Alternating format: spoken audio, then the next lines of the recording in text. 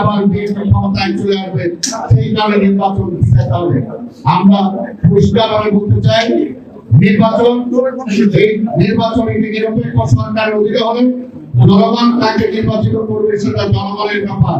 তাই জনগণকে কোনো কিছু চাপিয়ে দেওয়া, যেটা আগে ফ্যাসিবাদ চাপিয়ে দিয়েছে, এখনো যদি কেউ চাপিয়ে দিতে চায় তাহলে সেটা গণতন্ত্রের ভাষা না। তাই আমরা সবাইকে বলবো, গণতন্ত্রে আমরা যারা বিশ্বাস করি, আমাদের অবশ্যই গণতন্ত্রকে ফিরে আনার জন্য গণতান্ত্রিক যে ভাব, যে মানুষের ভোটের অধিকার, সেটাকে থেকে যাতে জনগণকে দীর্ঘদিন আমরা শুনে না রাখি, সেটার জন্য আমরা এই সরকারের আহ্বান জানাবো। 5ই আগস্টের আগে আমরা প্রকাশ্যে কোথাও কোনো সম্মেলন করতে পারি না, এমনকি বিভিন্ন জায়গায় বসে কোথাও ঘরোয়া বৈঠক করবে সেরকম অবস্থা সেই সরকার আমাদেরকে দেয় নাই। তাই 5ই আগস্টের পরে আমাদের দলের নেতা ভারপ্রাপ্ত চেয়ারম্যান তারেক রহমান হাতে সারা দেশে সংগঠনকে আরো মজবুত করার জন্য, আরো গতিশীল করার জন্য প্রতিটি জায়গায় কাউন্সিলের মাধ্যমে সংগঠনের নেতৃত্বকে নির্বাচিত করার পদক্ষেপ গ্রহণ করেছেন। কোনোভাবেই সেই পরাজিত ফ্যাসিবাদের দোষররা যাতে উপকৃত না হয়।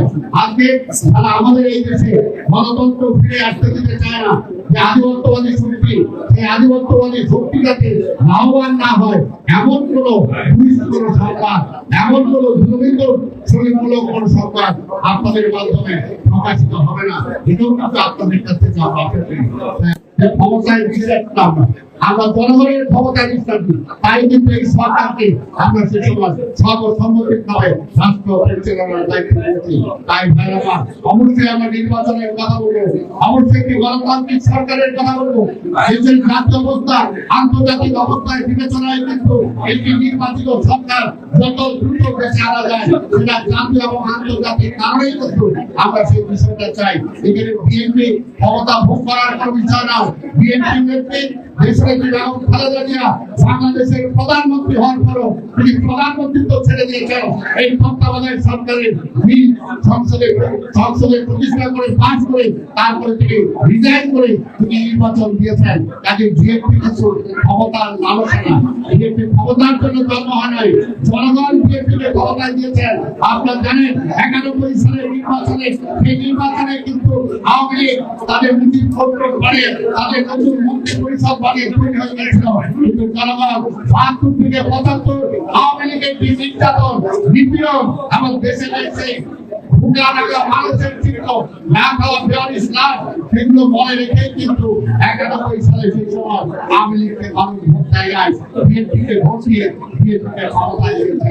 ঠিক তেমনি আমরা বিশ্বাস করি এই দেশের জনগণের ঢুকে ঢুকে সবসময় বিএনপি জনগণের পাশে ছিল। সেই কারণেই কিন্তু আজকের অনেক রাজনৈতিক দল যারা বলেন, অনেক নেতৃত্ব যারা বলেন যে নির্বাচন হলে বিএনপিকে মানুষ ভোট দিয়ে দেবে, ওই কারণেই কিন্তু বলেন, ওই কারণেই কিন্তু শেখ হাসিনা ভয় পাইছেন যে নির্বাচন